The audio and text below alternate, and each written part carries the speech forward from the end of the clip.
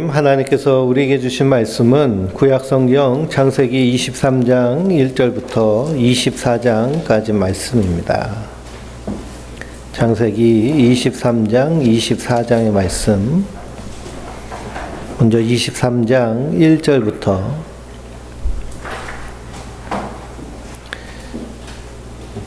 4절까지 한 목소리로 같이 읽겠습니다. 사라가 127세를 살았으니 이것이 곧 사라가 누린 횟수라. 사라가 가나안 땅 헤브론 기랏 아르바에서 죽음에 아브라함이 들어가서 사라를 위하여 슬퍼 애통하다가 그의 시신 앞에서 일어나 나가서 해 족속에게 말하여 이르되 나는 당신들 중 나그네요 거류하는 자이니 당신들 중에서 내게 맹세할 소유지를 주어 내가 나의 죽은 자를 내 앞에서 내어다가 장사하게 하시오. 아멘. 할렐루야. 하나님께서 주시는 은혜와 평강이 우리 성도님들에게 늘 충만하시기를 주님의 이름으로 축원드립니다. 태풍이 지나갔는데요, 우리 원주는 그냥 비만 좀 오고 동해안이 비가 참 많이 왔습니다. 그래도 태풍이 무조건 나쁜 것은 아닌 것이,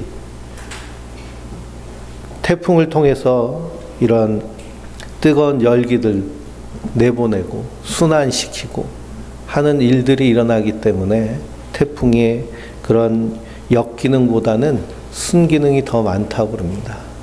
근데 기후변화가 점점 심해지니까 태풍의 강도가 점점 세지고 있죠.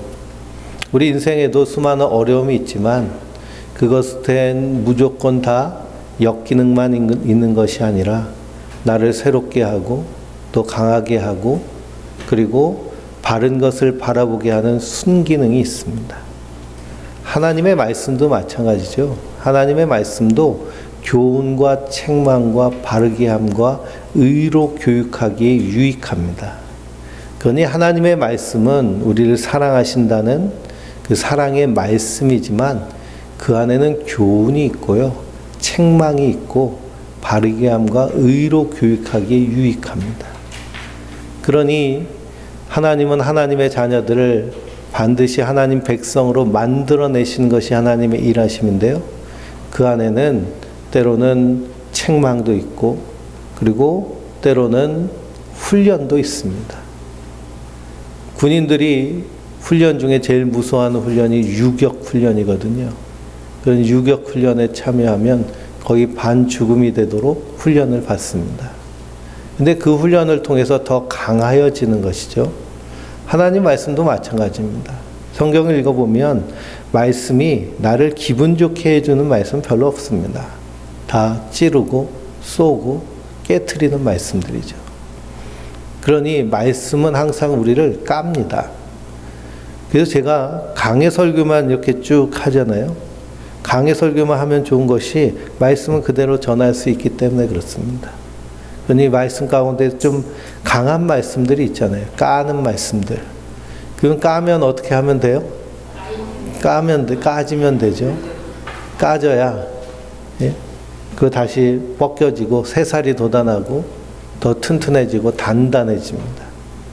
그리고 우리가 살면서 듣기 좋은 말만 듣기를 원하면 온실의 화초처럼 자랄 수밖에 없죠. 신앙생활도 그렇게 해서는 안 되고요. 요즘 초등학교 학부모들이 교사들을 아동학대로 고발해서, 그래서 그것 때문에 힘들어서 자살하는 교사들이 지난 6년간 100명이 넘었다고 그럽니다. 그게 얼마나 들들 볶았는지 알 수 있겠죠. 근데 자녀들에게 항상 왕의 DNA를 우리 자식은 가지고 있으니 왕처럼 되어달라고 선생님한테 그런 요구를 하는데요. 참으로 어리석은 짓입니다. 이 세상은 험악한 세상이기 때문에요, 훈련받고 단단해져야 이 땅을 살아낼 수 있습니다. 그러니 하나님의 훈련이 바로 아브라함과 사라를 통해서 하나님의 일하심을 드러내고 있는 것이 창세기 족장들의 이야기입니다. 아브라함이 모리아산에서 만난 하나님은 여호와 이레의 하나님입니다. 여호와 이레의 하나님을 만나고 나서 아브라함 믿음이 어떤 믿음이냐? 여호와 이레의 믿음이 되었어요. 우리 성도님들은 한 주간 동안 이 여호와 이레의 하나님에 대해서 묵상하고 사셨나요? 아브라함은 하나님의 약속과 말씀의 모든 것을 다 걸어버리고 산 사람이 아브라함입니다. 그렇게까지 하나님 훈련시키신 거예요. 히브리서 12장을 읽어보면 거기 믿음의 사람들이 나옵니다. 그 믿음의 사람들이 세상이 감당하지 못하는 사람이라고 성경 기록되어 있는데요. 왜 세상이 감당하지 못하느냐? 하나님의 약속과 말씀의 모든 것을 다 걸어버렸기 때문입니다. 그러니 우리 그리스도인들도 하나님의 말씀의 모든 것을 다 걸고 말씀대로 이루어질 것을 믿고 그대로 살아나가는 자들인 줄 믿습니다. 그리고 내 생각, 내 주장, 내 방식, 내가 원하는 것을 십자가에 못 박아 죽이고, 사도 바울은 나는 날마다 죽노라 그러잖아요. 그것을 못 박아 죽이고 하나님 말씀하신 것에 따라 사는 자들이 성도들인 줄 믿습니다. 그러니 사라가 오늘 127세를 살고 하나님의 부르심을 받았습니다. 성경에서 여성이 별세하면서 나이를 기록한 사람은 사라뿐이 없습니다. 이 사라의 생애는요, 아브라함과 함께한 생애입니다. 아브라함의 신앙의 훈련을 받을 때 사라도 동일하게 그 훈련을 받았습니다. 그런데 이 남편이라는 사람이 가는 곳마다 자기를 누구라고 부르라고 했어요? 누나라고, 오빠라고 부르라고 했잖아요. 그래서 아내를 여동생이라고 속이며 사는 그런 남편하고 함께 다니는 겁니다. 그런데도 놀라운 것은 사라가 남편을 주라고 순종하였다고 성경은 기록하고 있습니다. 베드로전서 3장 5절에서 6절을 보면 전에 하나님께 소망을 두었던 거룩한 부녀들도 이와 같이 자기 남편에게 순종함으로 자기를 단장하였으니 사라가 아브라함을 주라 칭하여 순종한 것 같이 너희는 선을 행하고 아무 두려운 일에도 놀라지 아니하면 그의 딸이 된 것이니라 라고 말씀하고 있습니다. 그러면서 베드로 사도는 무엇이라 말하느냐? 아내들아, 아내의 행실로 말미암아 믿지 아니하는 남편이라도 구원받게 하라고 말합니다. 그러니 너희를 두려워하며 정결한 행실을 봄이라 라고 그랬어요. 너희의 단장은 머리를 꾸미고 금을 차고 아름다운 옷을 입는 외모로 하지 말고 오직 마음에 숨은 사람을 온유하고 안정된 심령에 썩지 아니할 것으로 하라. 이는 하나님 앞에서 값진 것이니라. 그러니 믿음의 아내가 정말 믿음으로 바로 서 있으면 믿지 아니하는 남편이라도 그 아내를 두려워한다는 겁니다. 그러니 믿음의 본을 보이며 살라는 얘기죠. 그러니 사라가 바로 그런 삶을 살았다고 베드로사로는 말씀하고 있습니다. 그래서 하나님은 이 아브라함과 사라를 통하여서 하나님의 약속을 이루어 가십니다. 사라도 실수한 것이 많죠. 하나님의 언약을 기다리지 못해서 이스마엘을 낳게 했습니다. 그럼에도 불구하고 하나님은 이 사라를 통하여서 하나님의 언약의 신 이삭을 이어가게 하십니다. 그럼 하나님은 왜 이 아이를 낳지 못하는 이런 여인을 선택하셔서 하나님의 언약을 이루어 가실까요? 그것은 자녀를 낳지 못하는 이런 여인을 선택함으로 말미암아 언약의 자녀는 사람이 낳는 것이 아니라 하나님이 주셔야 함을 보여주시는 겁니다. 영접하는 자 곧 그 이름을 믿는 자들에게는 하나님의 자녀가 되는 권세를 주셨으니 이는 혈통으로나 육정으로 나지 아니하고 하나님의 뜻에 따라 난 자들이니라 라고 말씀하고 있습니다. 그러니 예수 믿어 구원받아 하나님 나라 백성이 돼서 하나님 나라를 살아가는 일은 내 힘으로 되는 것이 아니라 하나님의 택하심과 인도하심으로 된다는 거예요. 그래서 아이를 낳지 못하는 이 사라를 통해서 하나님의 언약을 이루어 가십니다. 내 자녀가 바다의 모래알 같이 많으니라 저 하늘의 별과 같이 하리라 하셨으면 적어도 10명은 낳아야 될 거 아니에요? 그런데 그렇지 못하고 아이를 낳지 못한 여인을 통해서 하나님 일하심을 보여주시는 거예요. 이것이 하나님 마음에 합한 자의 모습입니다. 하나님은 다윗을 기름 부으시면서 내 마음에 합한 자라고 말씀하세요. 우리가 오해하는 것이 하나님 마음에 합한 사람은 착하고 훌륭하고 정의롭고 용맹하고 굳세고 하는 이런 세상 가치에서 뭔가 탁월할 것이다 라고 생각하는 사람을 하나님 마음에 합한 자라고 생각하잖아요. 그 부모의 입장에서도 부모의 마음에 합한 자는 어떤 자녀일까요? 속색이지 않고 말 잘 듣고 시키는 대로 하고 좋은 대학교 가서 좋은 직장 가서 그래서 안정적인 삶을 살면 그게 착하다고 생각을 하잖아요. 근데 하나님은 그걸 착하다고 보지 않으세요. 하나님 마음에 합한 자는 무엇이냐면 하나님의 뜻을 잘 이룰 수 있는 사람. 그러니 하나님의 뜻을 잘 이룰 수 있는 사람은 어떤 사람일까요? 흠이 많고 실수도 많이 하고 그리고 잘못도 잘 저지르는. 그 다윗은 가는 데마다 뭘 만들었어요? 부인을 만들었잖아요. 얼마나 실수도 많고 자식을 사랑하는데 얼마나 또 그 자식을 이상하게 사랑했는지 자기들끼리 칼싸움해서 죽일 정도잖아요. 근데 그런 사람을 하나님 마음에 합하다고 하시는 겁니다. 왜 그냥 하나님의 뜻을 가장 잘 드러낼 수 있기 때문입니다. 그러니 우리가 다 하나님의 마음에 합한 자인 줄 믿습니다. 내 안에 실수가 있고 잘못이 있고 연약함이 있고 약함이 있을 때 그걸 통해서 하나님 일하시기를 원하십니다. 그러니 그 하나님께 모든 것을 맡기고 여호와 이레로 사는 자들이 성도들인 줄 믿습니다. 사라가 127세를 향유하고 죽었습니다. 그리고 오늘 말씀은 이 사라를 장례할 그런 묘지를 사는 이야기가 23장의 말씀입니다. 이 아브라함과 사라가 그래도 이 가나안 땅에 와가지고 한평생 살았는데요. 수십 년을 살았는데 땅 한 평 사놓지 않았습니다. 히브리서는 왜 그렇게 말하고 있느냐, 뭐라고 말하느냐 하면 나그네로 살았기 때문에 그렇다고 말합니다.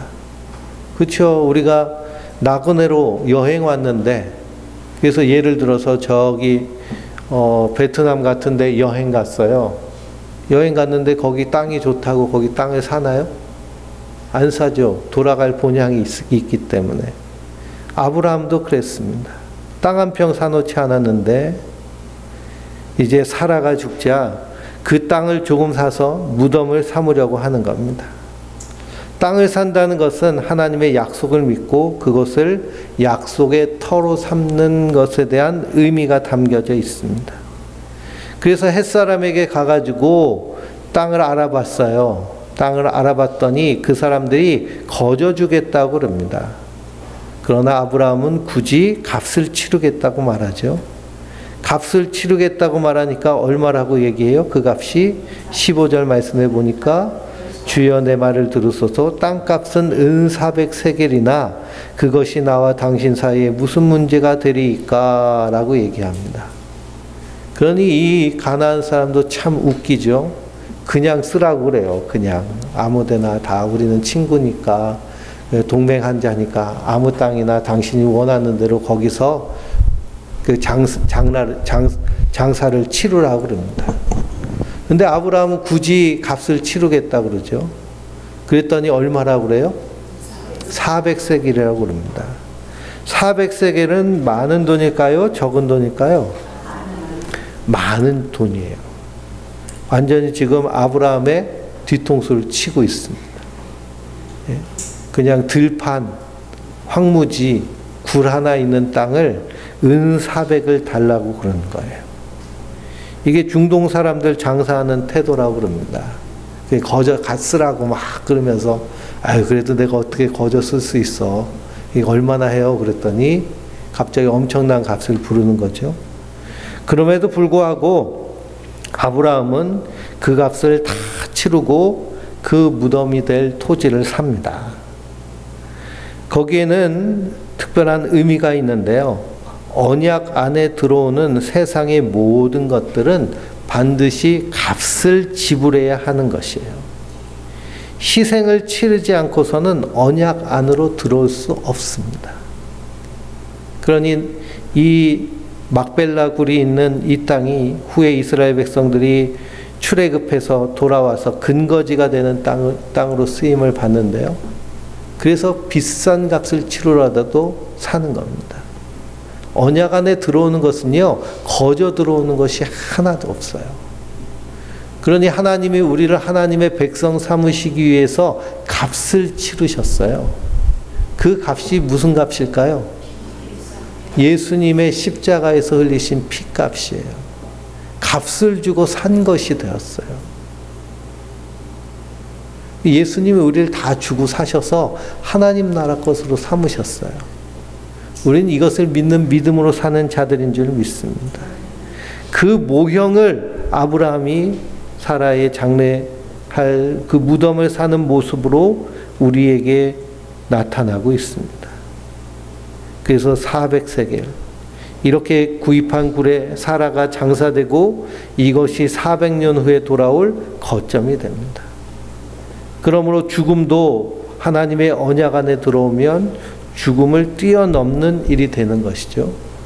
그리스도인들이 세상에서 사망 권세에 묶여 사는 인생들이 그리스도의 십자가의 피의 값으로 말미암아 언약 안에 들어왔음으로 말미암아 우리도 그리스도와 함께 부활의 영광스러운 몸으로 하나님 앞에 나타날 것을 믿습니다.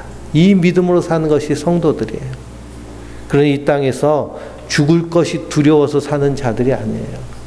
하나님 나라를 위해서 주께서 우리에게 말씀하신 계명, 내가 너희에게 계명을 주노니 서로 사랑하라 하는 이 말씀 따라 사는 것이 성도들인 줄 믿습니다. 그래서 아브라함도 이삭도 야곱도 요셉도 다 이 본향을 사모하며 죽은 자들이에요. 이스라엘 백성들이 출애굽할 때 430년이나 지난 때였습니다. 그러니 요셉이 애굽의 총리가 되었다가 출애굽할 때요, 그 에브라임 자손들이 요셉의 자손들이 이 요셉의 해골을 끌고 출애굽을 같이 했다는 기록 말씀이 성경에 나옵니다. 그러니 요셉도 세계 최고의 나라 그 이집트의 무덤이 특이하잖아요. 그렇죠? 이집트의 무덤은 어떤 무덤일까요? 예? 피라미드잖아요. 피라미드. 세계에서 가장 큰 무덤을 짓고 사는 자들이 이집트 사람들입니다. 이 요셉이 무덤이라고 추정되는 요셉의 피라미드도 발견이 됐어요.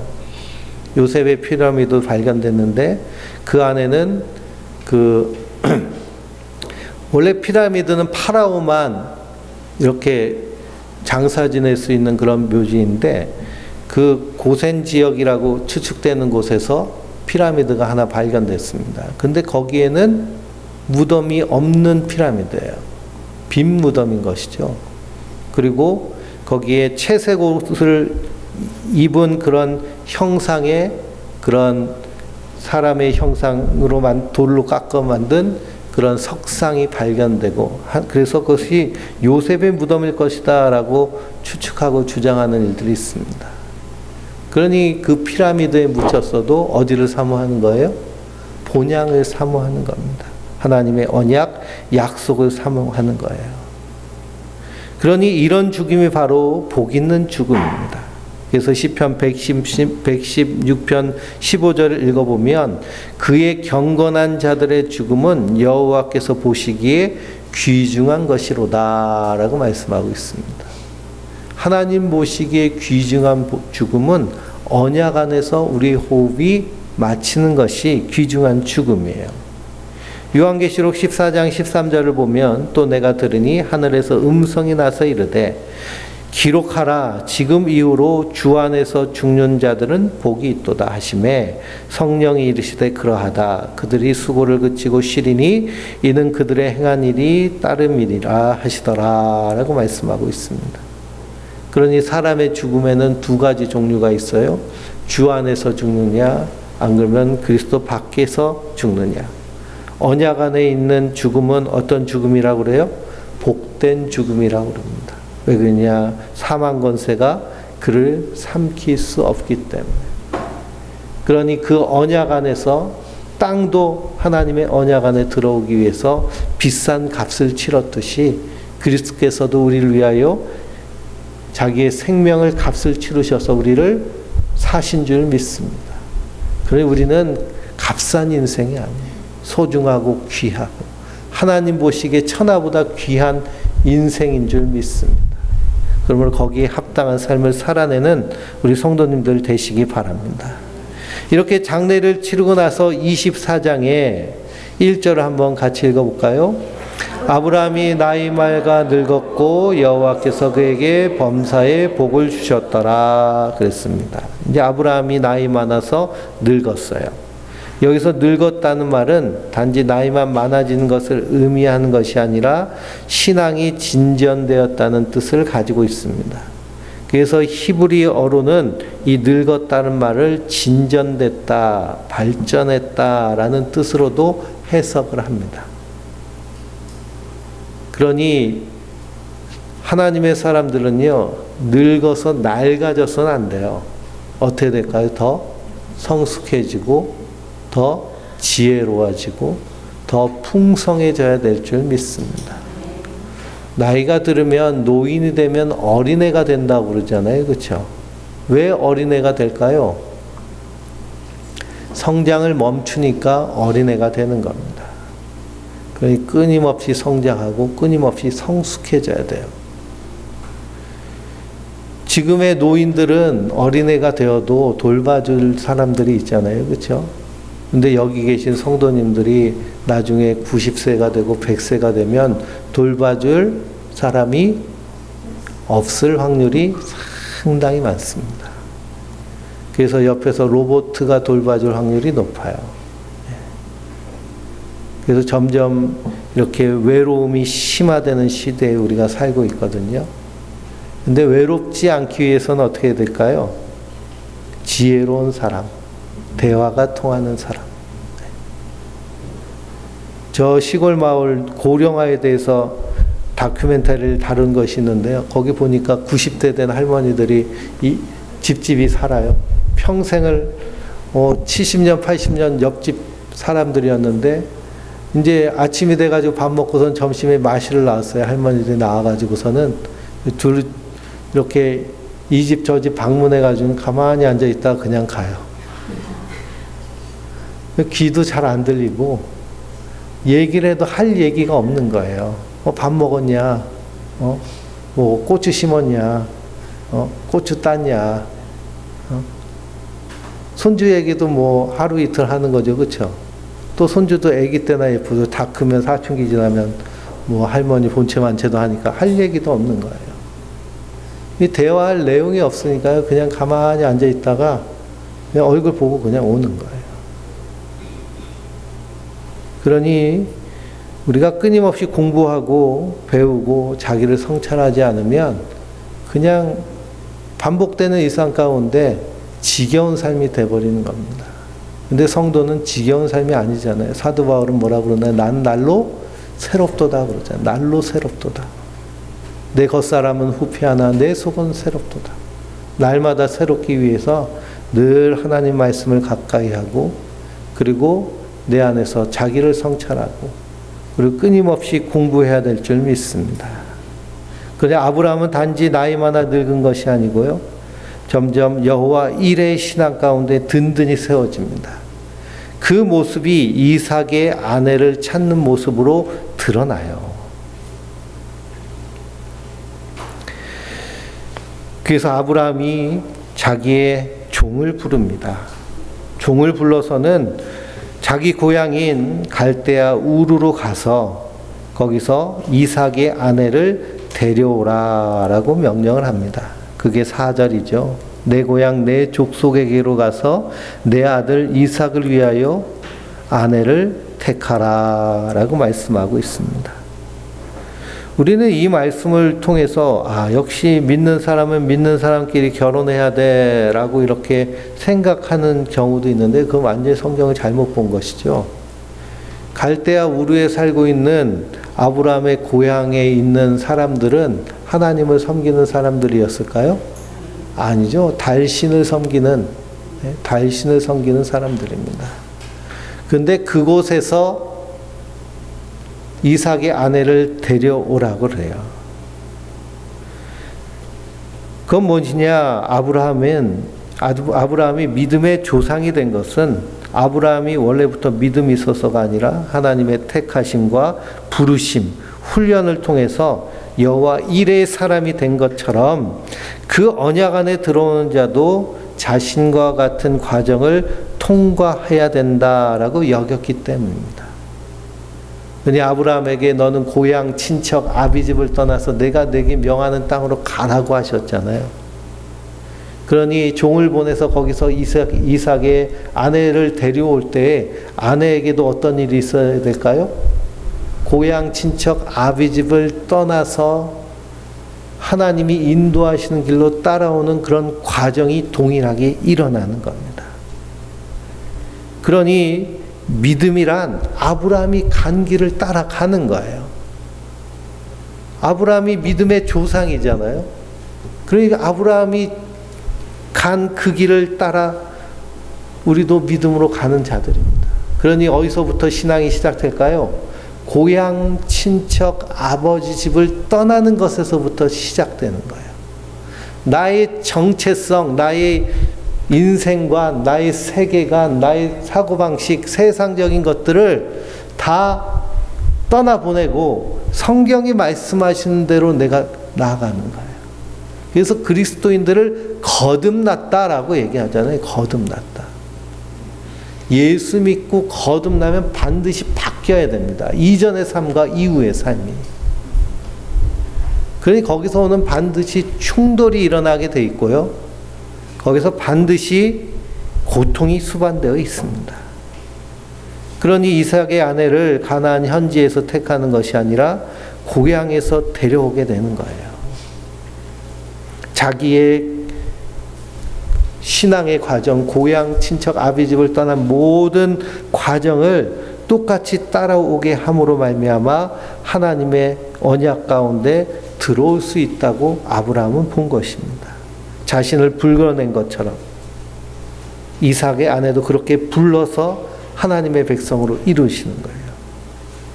아브라함이 종을 보내면서 중요한 얘기를 합니다. 그것이 7절이죠. 한번 같이 읽어볼까요? 7절입니다. 하늘의 하나님 여호와께서 나를 내 아버지의 집과 내 고향 땅에서 떠나게 하시고 내게 말씀하시며 내게 맹세하여 이르시기를 이 땅을 내 씨에게 주리라 하셨으니 그가 그 자자를 너보다 앞서 보내실지라 내가 거기서 내 아들을 위하여 아내를 택할지니라. 아멘. 그는 하나님이시죠. 하나님이 그 사자를 너보다 앞서 보내실지라라고 말하고 있습니다. 하나님이 앞서서 길을 예비해 주실 것이라는 거예요. 그것이 바로 아브라함의 믿음, 여호와 이레의 믿음인 줄 믿습니다. 그리고선 그 종을 갈대아 우르로 보내는 거예요. 그러니 이삭의 결혼이란 단순히 결혼식이 아니라 하나님의 언약을 이루기 위한 전쟁과도 같은 겁니다. 창세기 3장에 하나님이 전쟁을 선포하시잖아요. 뱀의 자손과 여인의 자손이, 뱀은 여인의 뒤꿈치를 물고 그 여인의 자손은 그 뱀의 머리를 부신다고 말씀한 것처럼 이 영적인 전쟁을 치르기 위해서, 그래서 결혼하는 것을요 전쟁하듯이 하는 겁니다. 그리고 우리가 복음 전수하고 복음을 전하는 일, 믿음으로 살아내는 일도 어떻게 해야 돼요? 전쟁하듯이 해야 돼요. 전쟁하듯이. 우리가 러시아랑 우크라이나가 전쟁하는 모습을 보고 처음에 생각하기를 러시아가 뭐 일주일이면 우크라이나 다 쳐들어가겠지라고 생각했습니다. 근데 지금 뭐 1년이 거의 다 돼 가잖아요. 올 봄에 겨울에 시작했으니까요. 초겨울. 그러니 1년이 반년이 넘고 그리고서는 8개월 조금 있으면 1년 되는 거죠. 그런데 오히려 러시아가 밀리고 있습니다. 지금 우크라이나가 러시아 모스크바에도 그냥 드론 보내가지고 폭탄 터뜨리고 하는 일들이 일어나는데요. 그러니 전쟁은 막상 해보면요. 그러면 우리가 생각하는 거랑 전혀 다른 양상으로 가는 경우도 많습니다. 북한이 쳐들어오면 대한민국이 뭐 완전히 최첨단 무기를 가지고 있기 때문에 북한 꼼짝 못하고 그냥 다 쳐부실 수 있다라고 여지껏 말했지만요. 하는 짓거리들 보면 오히려 백기들과 항복할 확률도 크다는 것을 우리가 생각할 수 있습니다. 안일하게 생각해서는 안 돼요. 미국은 세계 최대 강대국인데요. 미국은 국방비로 1년에 1,000조를 쓰는 나라입니다. 1,000조를 써요. 그래서 별명이 천조국이에요. 국방비로 그렇게 엄청난 돈을 쓰는데요. 근데 미국은 다 그 모병제이기 때문에 월급을 받고 근무하는 사람들입니다. 그러면 한 부대에 가장 일찍 출근하는 사람이 어떤 사람이냐 하면 사령관, 지휘관. 그러니 제일 먼저 출근해서 제일 먼저 명령하고 제일 먼저 실행하는 사람들이 바로 지휘관들이에요. 근데 우리나라는 뭐 골프 치고 다니고 놀러 다니고 하고 다 누가 해요? 쫄병들 시키잖아요. 쫄병들. 그러니 전쟁이란 것은 장난이 아닌데요. 아니라는 생각을 가지고 사는 사람들이 얼마나 많은지 모릅니다. 신앙생활도 마찬가지입니다. 신앙생활도 그냥 가만히 있으면 하나님 나라 백성으로 삼으셨으니 천국 보내주실 거야. 이런 아니라는 생각을 가지고 신앙생활 하다가요. 마지막 때 눈 떠보니까 내가 너를 도무지 알지 못하는데 너는 누구냐 하시면 곤란한 겁니다. 그래서 베드로 사도는 뭐라 그래요? 근신하라, 깨어라. 우는 사자 산길자를 찾듯이 찾는다고 그러잖아요. 날마다 하나님 말씀을 가까이 하며 하나님의 약속을 붙잡고 하나님을 의지하고 믿음의 주여 온전케 하여 주시는 이인 예수를 바라보며 여호와 이레의 믿음으로 내가 오늘도 살아내고 있는가 날마다 점검해야 될 줄 믿습니다. 그냥 아브라함이요. 이삭의 결혼에 그냥 대충 데려와 가지고 하는 게 아니에요. 전쟁하듯이 이삭의 결혼을 준비하고 있는 것을 봅니다. 그러면서 하나님이 앞서 일하실 것을 믿는 믿음으로 행해요. 아브라함의 종이 먼 길을 여행하고 아브라함의 고향인 갈대아 우르로 왔습니다. 그리고서는 이 종이 기도하는 기도의 내용이 있어요. 12절에서 14절까지 읽어볼까요? 그가 이르러 우리 주인 아브라함의 하나님 여호와여 원하건대 우리는 나에게 순조롭게 만나게 하사 내 주인 아브라함에게 은혜를 베푸시옵소서. 성중 사람의 딸들이 물 기르러 나오겠사오니 내가 우물 곁에 서 있다가 한 소녀에게 이르기를 정하건대 너는 물뚱이를 나로 마시게 하라 하리니 그가 대답이 마시라 내가 당신의 낙타에게도 마시게 하리라 하면 그는 주께서 주의 종 이삭을 위하여 정하신 자라 이로 말미암아 주께서 내 주인에게 은혜 베푸심을 내가 알겠나이다 하고 이렇게 기도합니다. 그러니 아브라함의 종도 아브라함의 신앙을 따라가는 거예요. 그래서 우물가에 기다리고 있습니다. 성경을 보면 우물가에서 만난 여인들이 하나님의 언약 안에 들어오는 것들을 발견할 수 있습니다. 리브가가 그랬고요. 모세의 부인인 시보라도 그랬고 그리고 요한복음을 보면 사마리아 여인이 우물가에서 예수님을 만나고 구원받게 됩니다. 그러니 이 종이 이렇게 믿음의 기도를 하는데 기도의 내용도 뭐예요? 여호와 이레의 하나님이잖아요. 그리고선 거기서 만난 여인이 바로 리브가입니다.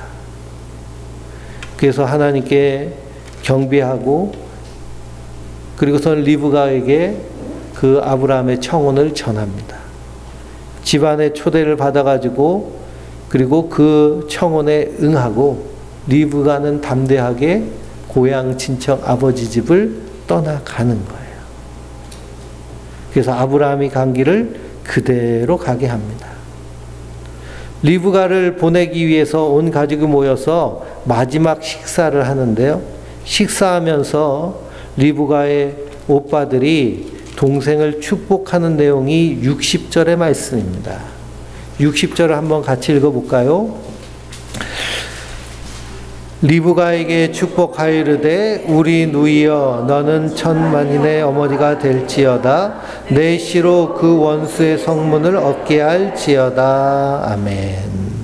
내 씨로 그 원수의 성문을 얻게 할지어다 라고 말합니다. 이런 표현은 전쟁터에 보낼 때 쓰는 표현입니다. 근데 그걸 누구에게 해요? 결혼하는 리브가에게 합니다. 그러니 이 리브가의 결혼은 영적인 전쟁이라는 것이죠. 성도의 모든 삶도 영적인 전쟁입니다. 그러니 이 아브라함의 믿음은 여호와 이레의 믿음. 첩보정 작전처럼 하는 이유도 이것이 영적 전쟁이기 때문에 리브가를 만난 종의 고백도 여호와 이레의 고백. 그러니 우리의 신앙생활 언약 안에 사는 것은 영적인 전쟁의 삶이에요. 아브라함이 고향 친척 아비집을 떠나서 믿음의 사람이 되기까지 40년을 훈련받았습니다. 40년 훈련 받을 때 하나님이 앞서가서 준비하고 예비해 주신 거예요. 모세가 광야에서 이제 가나안 땅 입성을 앞둔 이스라엘 백성들에게 선언한 말씀이 신명기의 말씀인데요. 신명기 1장 29절을 보면 내가 너희에게 말하기를 그들을 두려워하지 마라. 그들을 두려워하지 말라고 그래요. 너희보다 먼저 가시는 너희 하나님 여호와께서 너희보다 먼저 가셔서 다 길을 준비하시는 하나님께서 애굽에서 너희를 위하여 너희 목전에서 모든 일을 행하신 것 같이 이제도 너희를 위해서 싸우실 것이다 라고 말합니다. 그러니 그것을 목전의 은혜라고 얘기하면 설교한 설교들이 많이 있거든요. 하나님 우리 앞서서 일하시는 분, 목전에서 은혜를 베푸시는 분이세요. 그러니 우리는 이 땅에 살면서 믿음으로 사는 것에 두려워할 필요가 없습니다. 하나님 살아계시고 인도하시기 때문에. 때로는 우리 인생 가운데 태풍이 불어올지라도 그 태풍을 통해서 어떻게 해요? 이 무더위가 날아갔던 것처럼 날아갈 것은 날아가고 강해질 것은 강해지도록 하나님께서 그렇게 인도하여 주시는 줄 믿습니다. 그러므로 사라의 죽음과 리브가의 결혼, 이 모든 것들이 하나님의 언약 안에서 언약을 이루어 가시는 하나님의 일하심입니다. 우리의 삶도 마찬가지입니다. 성도의 인생도요, 하나님께서 예비하시고 인도하여 주십니다. 그러니 그 인도하심과 이끄심을 믿고 흔들리지 아니하고 겸손하고 담대하게 말씀을 붙잡고 살 때 우리 안에서 놀라운 하나님의 일하심 가운데 맛보는 여호와 이레의 하나님을 경험하게 될 줄 믿습니다. 그 하나님을 날마다 만나며 승리하는 하나님의 사람들 되시길 주님의 이름으로 축원드립니다.